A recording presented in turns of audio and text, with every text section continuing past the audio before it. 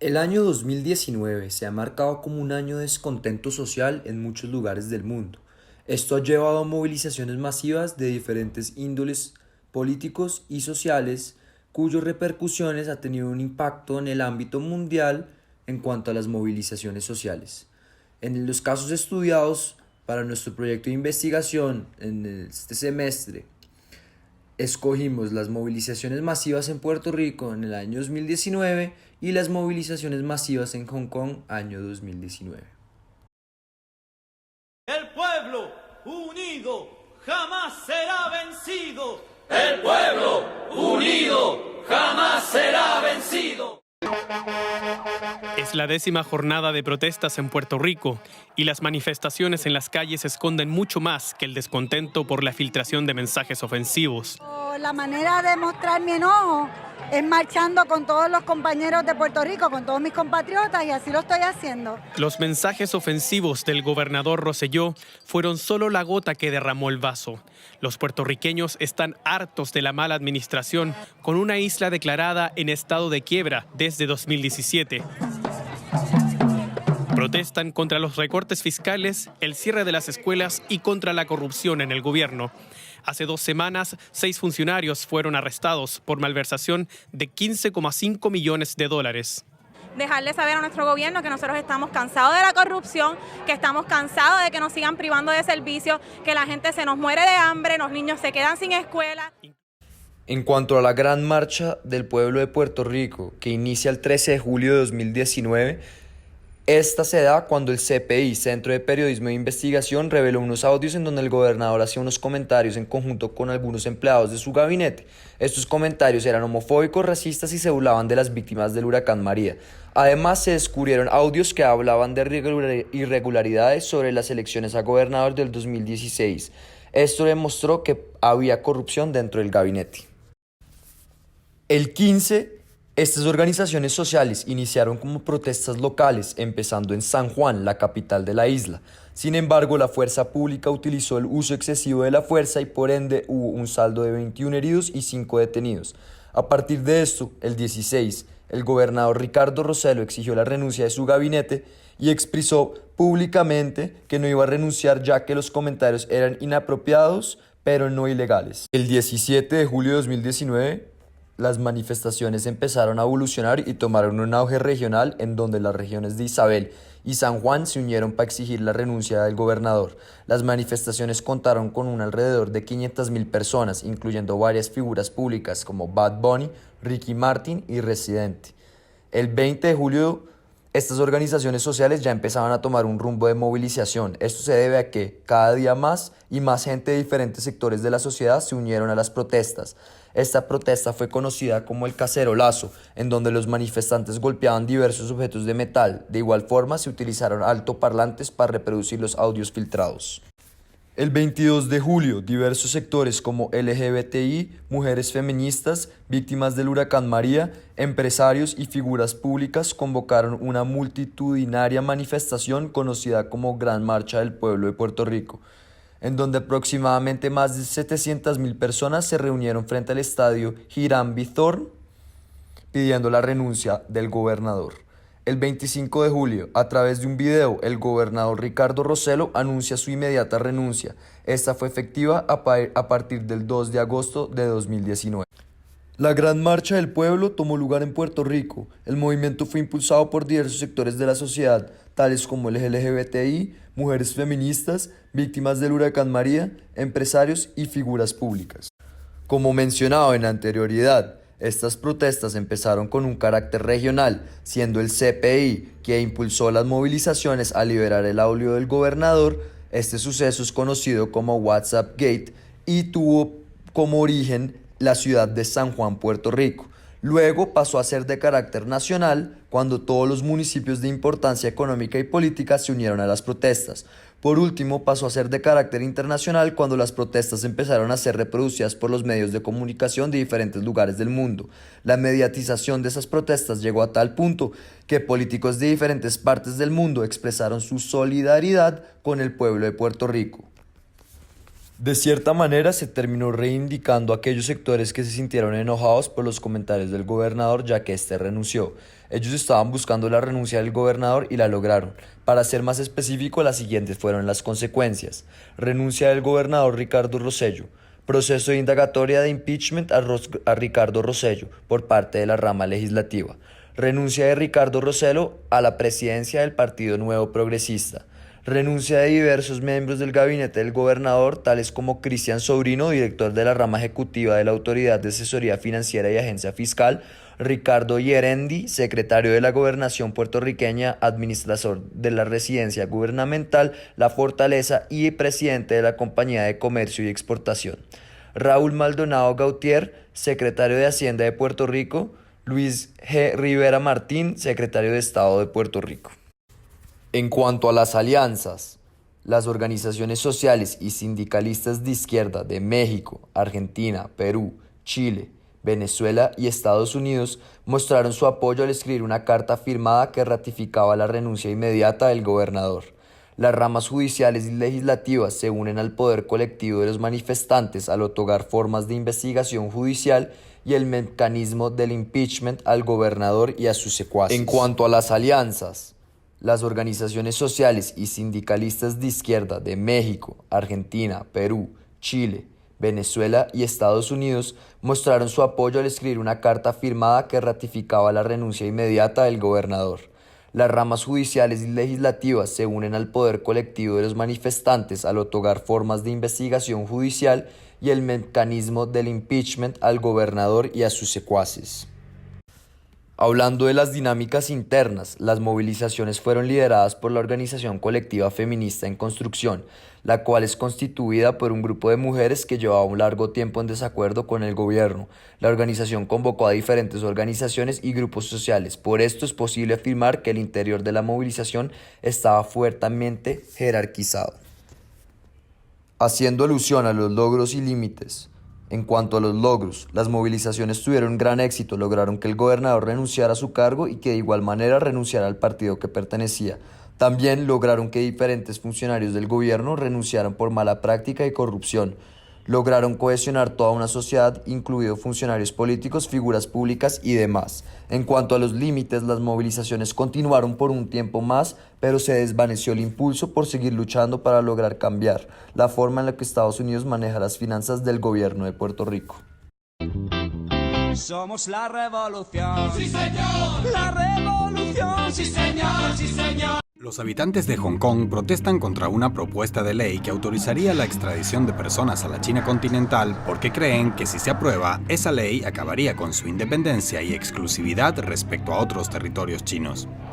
Si no hubiera salido ahora, no sé cuándo habría tenido la oportunidad de expresar otra vez mi opinión.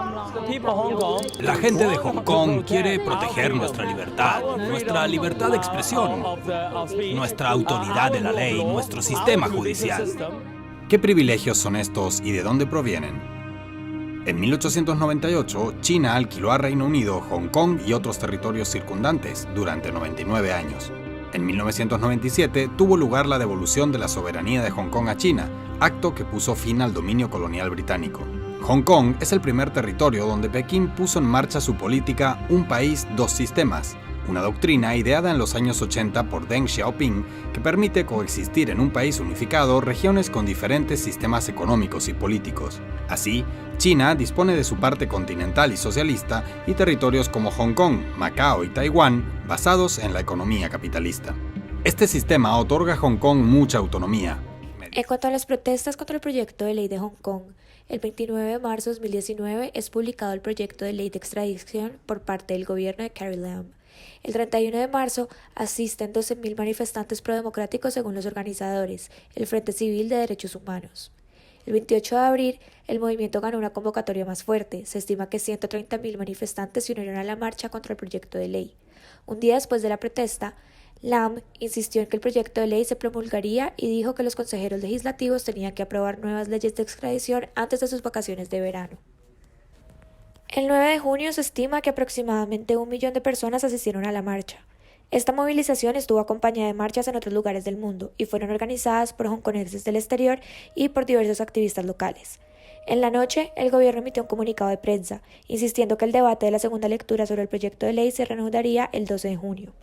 Por lo tanto, el 12 se convocó una huelga general. Alrededor de las 11 de la mañana, la Secretaría del Consejo Legislativo anunció que el debate en segunda lectura se había pospuesto indefinidamente. Muchos videos de acciones policiales agresivas aparecieron en línea, mostrando latas de gases lacrimógenos disparados contra manifestantes pacíficos y desarmados, voluntarios de primeros auxilios e incluso reporteros. Amnistía Internacional publicó un informe que concluyó que el uso de la fuerza por parte de la policía contra la protesta, en gran medida pacífica, era innecesario y excesivo y que la policía había violado las leyes y normas internacionales de derechos humanos. La declaración de Lam y el comportamiento policial dieron lugar a nuevas demandas en protestas posteriores, retractarse de la caracterización de los enfrentamientos como disturbios y establecer una comisión independiente de investigación sobre la brutalidad policial. El 16 de junio, el Frente Civil de Derechos Humanos reclamó la participación de aproximadamente 2 millones de personas más un ciudadano, haciendo referencia a un manifestante que se suicidó el día anterior. El 4 de septiembre de 2019, Carrie Lam hace pública la retirada oficial del proyecto de ley de extradición de Hong Kong. Las protestas contra el proyecto de ley se dieron en la región administrativa especial de Hong Kong de la República Popular China. Estas protestas, aunque fueron generalmente descentralizadas, fueron impulsadas por las diversas organizaciones. Sin embargo, fueron organizadas principalmente por Frente Civil de Derechos Humanos, Campamento a Favor de la Democracia, Demosisto, Unión Independiente Estudiantil y por diferentes sindicatos de trabajadores. Las protestas en Hong Kong empezaron con un carácter nacional, sin embargo, logró convertirse en un movimiento de cobertura global cuando varios ciudadanos de Hong Kong en otros lugares del mundo se unieron a la movilización desde sus respectivas ciudades de domicilio. A principios de 2018, el residente de Hong Kong de 19 años, Chan Tong-kai, asesinó a su novia embarazada en Taiwán y luego regresó a Hong Kong. Chan admitió a la policía de Hong Kong el asesinato. Sin embargo, la policía no pudo acusarlo por asesinato o extraditarlo a Taiwán porque no existe un acuerdo vigente de extradición o enjuiciamiento con el país. En febrero de 2019, el gobierno propuso cambios a las leyes de fugitivos, estableciendo un mecanismo para las transferencias de fugitivos caso por el jefe ejecutivo de Hong Kong a cualquier jurisdicción con la que la ciudad carece de un tratado formal de extradición. La participación de Beijing en el proyecto de ley provocó grandes preocupaciones en Hong Kong. El involucramiento de movimientos como el CHFR, el Campamento a Favor de la Democracia y Demosisto se debe en gran medida al movimiento 2014 llamado la Revolución de las Paraguas, en donde estos mismos movimientos buscaban que se hiciera una reforma electoral que permitiera mayor participación ciudadana en la toma de elección del Congreso. Ahora bien, Hong Kong es una excolonia británica desde 1997. Después, China quedó como el país que administra el territorio bajo el principio de un país, dos sistemas. Lo anterior permitió que la ciudad haya mantenido su independencia judicial, su propia legislatura, su propio sistema económico y su moneda, el dólar de Hong Kong. De igual forma, los residentes de Hong Kong cuentan con ciertos derechos tales como la libertad de expresión y de reunión, los cuales no se tienen en China continental. La oposición expresó temor de que la ciudad se abriera al largo brazo de la ley de la República Popular China, poniendo a las personas de Hong Kong en riesgo de ser víctimas de un sistema legal diferente. Por lo tanto, instó al gobierno a establecer un acuerdo de extradición solo con Taiwán y a poner fin al acuerdo inmediatamente después de la entrega del joven Chan Tong-kai.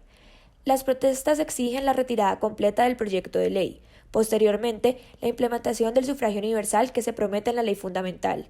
De igual manera, exige la destitución de la gobernadora debido a que consideran que no ha sido capaz de valer las necesidades de los ciudadanos.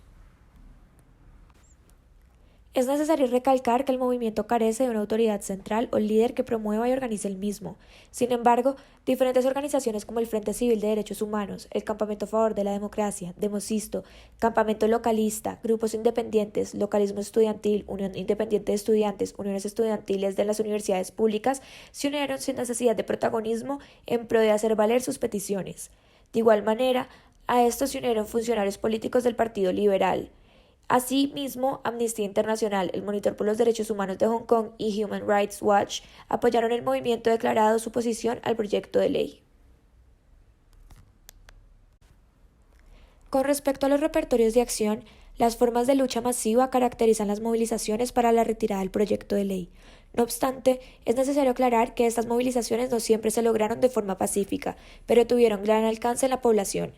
Las luchas masivas se trataron de protestas que tuvieron la capacidad de movilizar un sinnúmero de individuos de diferente tipo y que además respondieron de maneras diferentes tales como protestas, marchas, asentamientos alrededor de oficinas políticas, manifestaciones, etc. Algunos manifestantes actuaron diferente y bloquearon zonas de tránsito importante, como salidas del tren, paralizando el sistema del tren de Hong Kong. Las movilizaciones fueron enfocadas en contra del gobierno y la policía poniendo en cuestión el orden social, el uso de la fuerza desmedido y la estructura política de la ciudad. También se dieron discursos por parte de funcionarios políticos, los cuales tuvieron éxito, pues el gobierno respondió a las demandas de los mismos al cambiar cientos puntos del proyecto de ley. Ahora, en cuanto a la relación con el Estado, las movilizaciones estuvieron dirigidas en contra del gobierno y además, estas formas de movilización en grandes masas representaron y representan una fuerte amenaza a la estabilidad política de la ciudad, poniendo en duda la capacidad del LAM de gobernar y de responder a las necesidades de su sociedad. De hecho, las movilizaciones pedían la destitución de la gobernadora. Es también muy importante resaltar el rol que juegan los partidos, mencionados anteriormente en el triunfo de las movilizaciones. La participación del sector político en las mismas hace que la movilización adquiera mayor fuerza.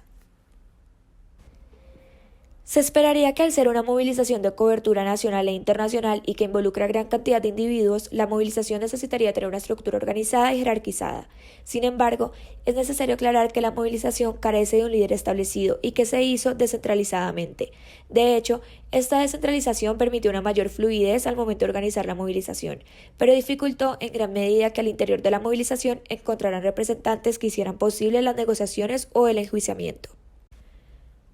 Los logros de la protesta fueron que la gobernadora Carrie Lam desestimó el proyecto de ley de extradición a China el 4 de septiembre de 2019.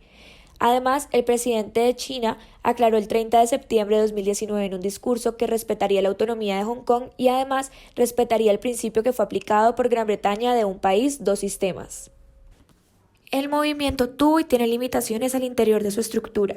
Como se mencionó anteriormente, la descentralización ha significado que el movimiento no encuentre representantes que puedan ser cara del movimiento y le den capacidad de negociación. También cuenta con un límite externo, el cual es el gobierno de Hong Kong y las leyes. En realidad, lograr un cambio al interior de la estructura política del gobierno parece bastante difícil debido a que la mayoría en el Congreso es pro-Pekín.